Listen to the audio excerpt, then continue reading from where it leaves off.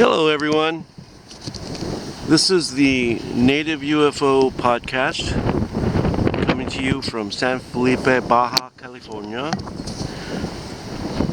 It's a moonlit night, just absolutely beautiful, and I'm out here just doing a quick perusal of a possible ship, and what do you know?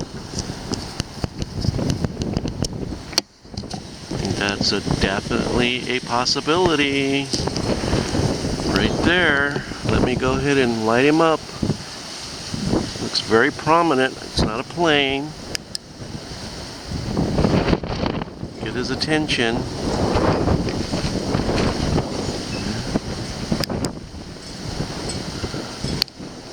See if he rotates and responds. What do you think? Is he getting larger and approaching me? Didn't expect this at all.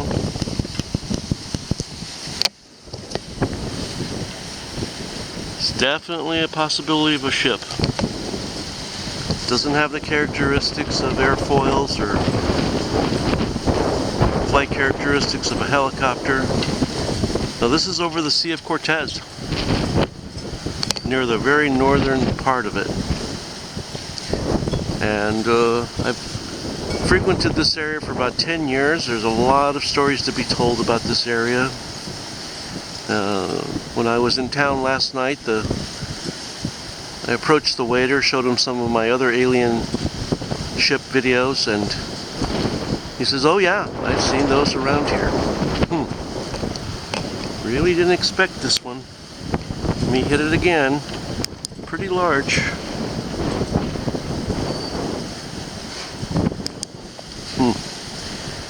You have to remember here specifically, you have the Mexican Marines. The Mexican Navy is stationed here, and the Army. Very large contingency of a military force. Well, let me back off.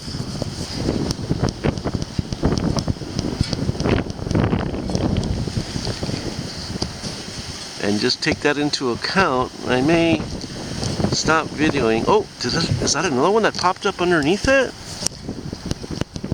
No. No. Maybe? Now I'll go ahead and elaborate a little bit, and I'll repeat myself probably when the moon is gone. But across the channel here are the Seri Indians that live on an island. And they've been here for a long, long time. It's something I've been meaning to do, is go and re-research them to establish exact dates that they were. Okay, I just can't believe that's another ship. That has to be, because I've seen craft here before, but now in this more kind of official capacity, I'm trying to be more articulate and careful. I just can't believe another one popped up like that. But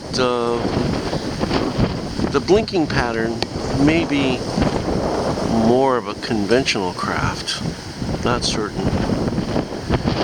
But because of the military presence, you could easily have, helicopters or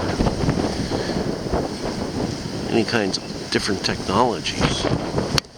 And I don't want to get deported by flashing this laser at a military craft. That would not be okay. So what I may do is not flash it, and when I stop the recording, use my regular optical binoculars and just see if I can differentiate conventional craft. Interesting. Did not expect this kind of activity. Anyway, the waiter was saying that, yeah, he's seen craft, and it's commonplace here in this little sleepy fishing village in northern Baja. And I did expect to get activity. I did my meditation somewhat and put out the intent, and so far, yeah, it's looking like that's a possibility, because when I'm looking at it with my vision, it's just a black sky, but with the infrared, and it's somewhat diminished and moving to the north. Interesting. Interesting. Constantly surprised about my interaction with alien craft. There's no rhyme or reason, especially in different areas. So we're calling that a ship for the moment, and this other one here, which is astounding. And look, that can't be another one. Is that another one right there? See it blinking? Oh my goodness. That's just too much. I'm sorry. I'm sorry. Let me hit it with the laser. I'll take a chance. See what I'm talking about? Right there. This guy right here. My goodness. Interesting. There are so many significant areas here along the beach that I'll go into more in depth. One is just not very far from here. It's the Spanish word for star. It's called Australia Point. And there are mystic forces there that I've experienced. I won't go into detail at the moment.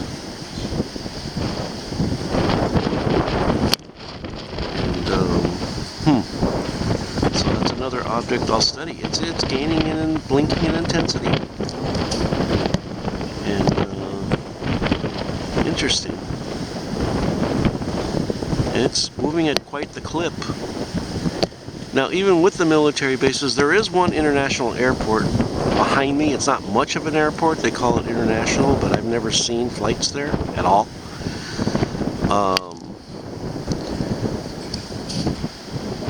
I've not seen very much air traffic at all above us in the years that I've come here.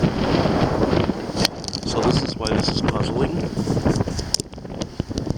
The mainland's approximately, the Mexican mainland is approximately 15 miles across from where I'm at. You can look it up on Google Maps. I'm being more open about this location because the other ones are on sacred native lands in the United States, and out of respect, I just don't want a bunch of people going there to view UFOs.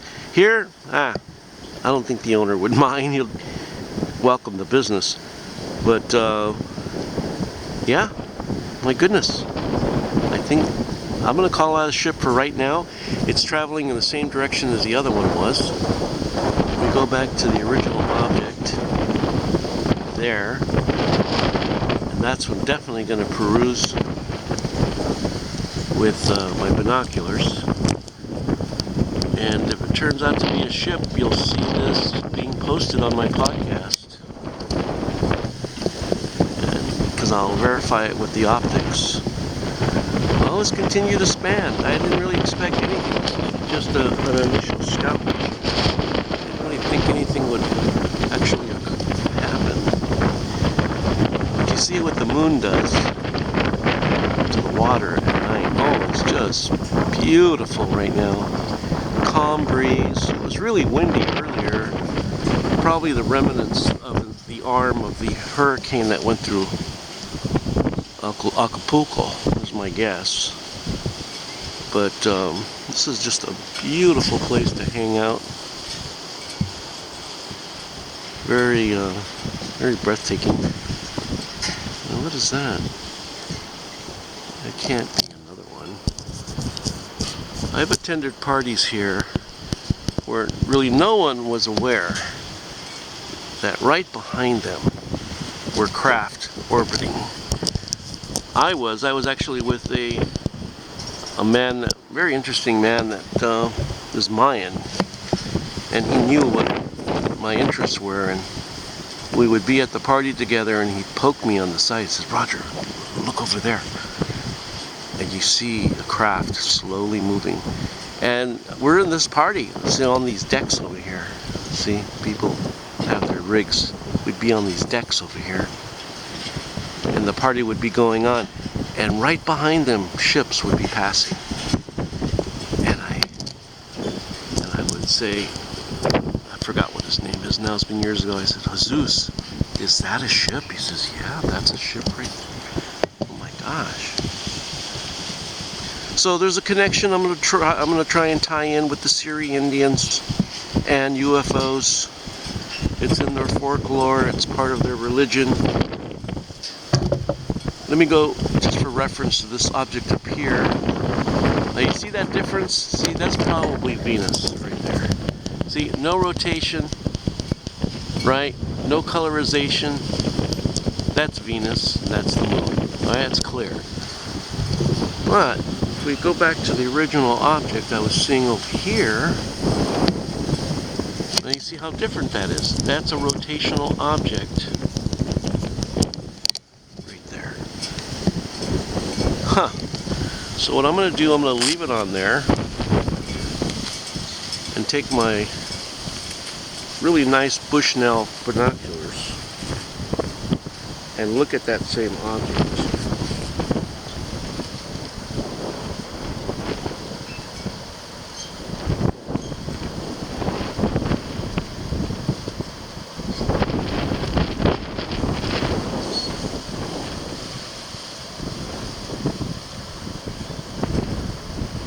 Well, comparing it with the Bushnell, it's moving to the probability of a ship.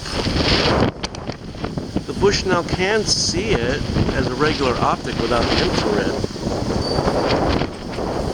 but the colorization pattern is still there.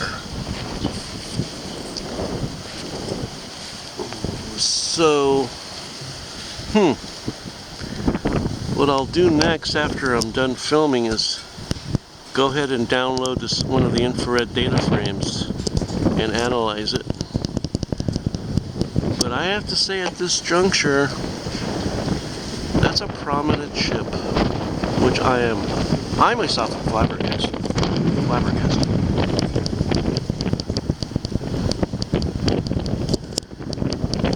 Now, some years ago, I did see a ship in the same area because I frequent this particular vantage point quite a bit because actually I have a place near here. So, but again, this is the first time in a somewhat of an official capacity that I'm now filming ships and presenting them on my YouTube channel. So this makes it different. So I'm going to do a tight shot and hit it with the laser.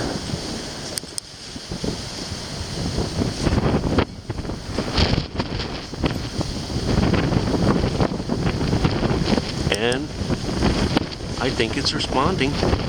Oh. Hi. You see it? I think it's responding. Fascinating. Fascinating. No idea.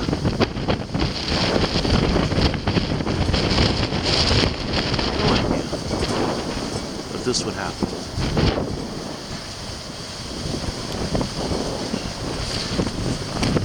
You know, because if it was a plane, it would have moved off by now.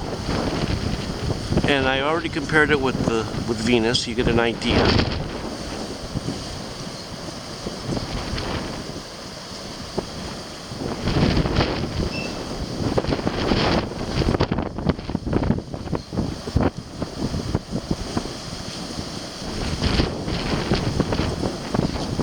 Yep, that's a ship. Sorry for the dead time. I'm just astounded. Literally astounded.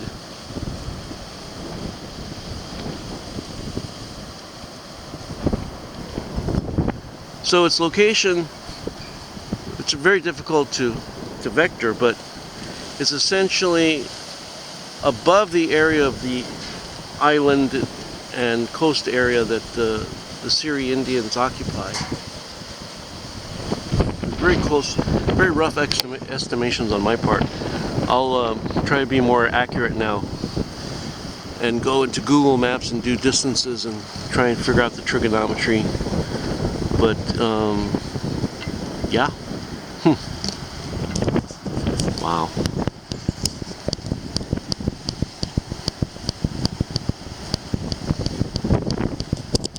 So just for perspective, I zoomed out and you can get an idea of its juxtaposition with the water. Huh. And it's just sitting there. Now I'll go a little bit more into the story, and I may repeat myself again just because I didn't really expect any activity right now. So the story goes like this. So many of you may or may not be familiar with the Valiant Thor phenomena. Now Valiant Thor, almost like out of a movie, in the 1950s was a gentleman who came and parked his alien ship a few miles from the Pentagon. And there was a book written about it. It's called The Stranger in the Pentagon. And he was escorted and met Eisenhower in the Pentagon. And he said, "I'm from the planet Venus. I'm here to ask your leaders to disarm themselves from nuclear weapons because it's a danger to different dimensions than just yours. And in turn, I will bring my people's technology and exchange it," which was supposedly fairly phenomenal at the time. And so the story goes that he was turned down. There's no way, you know, post-Cold War or pre-Cold War, we're going to give up our nuclear weapons, right? Even to a spaceman. So after that, he had befriended the chaplain that was assigned to him at the Pentagon. And that gentleman's name, I'm trying to remember now, is Frank.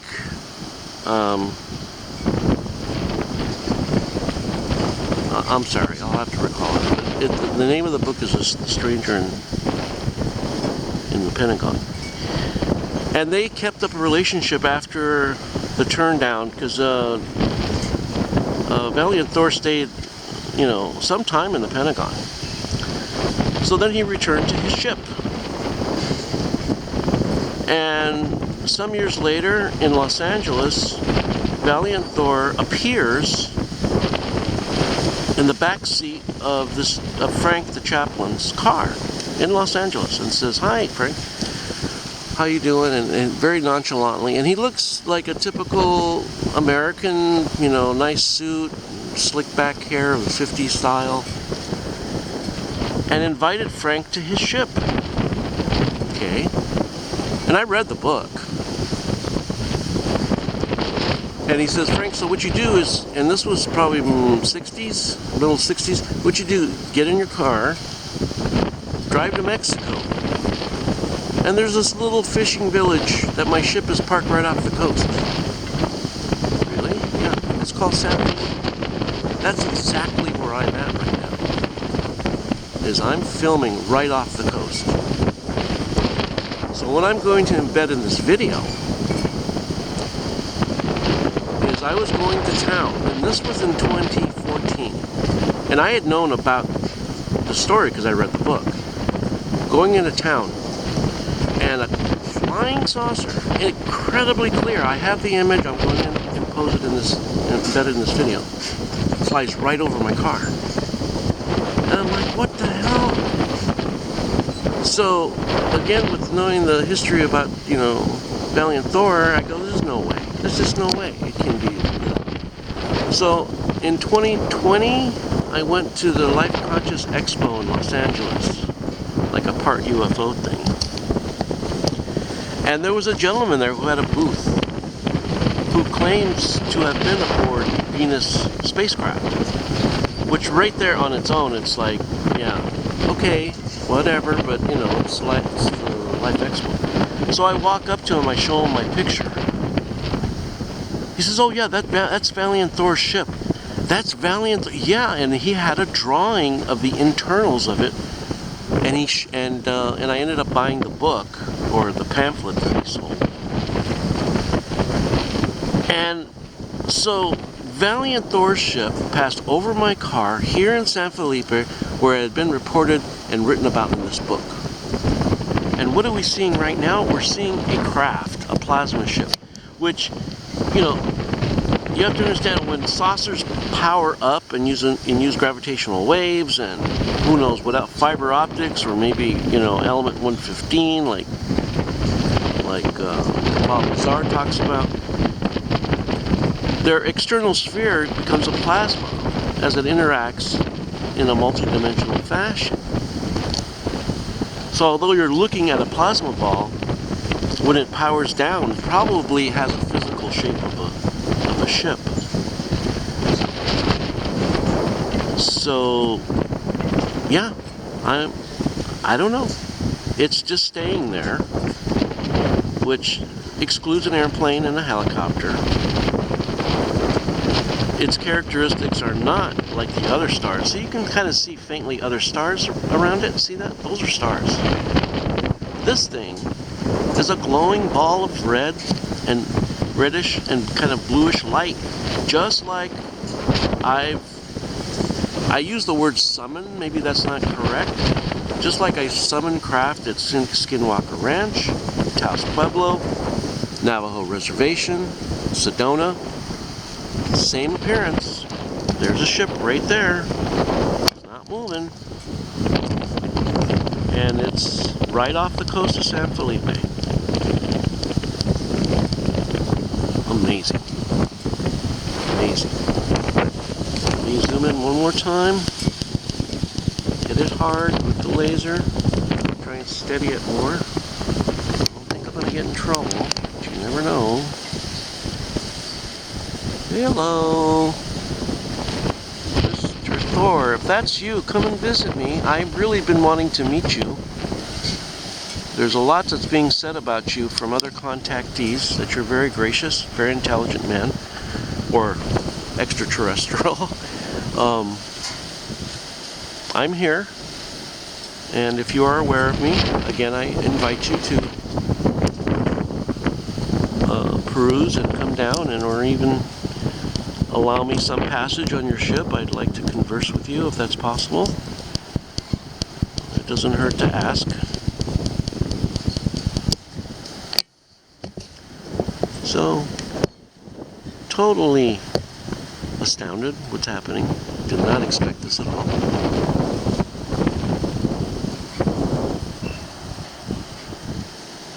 But there you have it.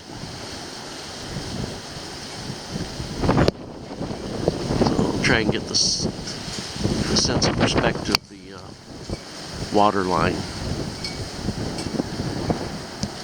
But I'm here for approximately 4 more nights. I'm going to come out again and film again and see if this darn thing is still here, or if it's changed its characteristics at all.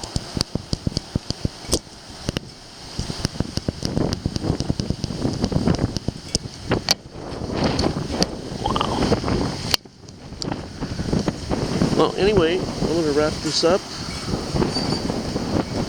And this is, again, Roger Ray from the Native UFO channel. Please subscribe to my YouTube channel and look at my Facebook page, Roger Ray.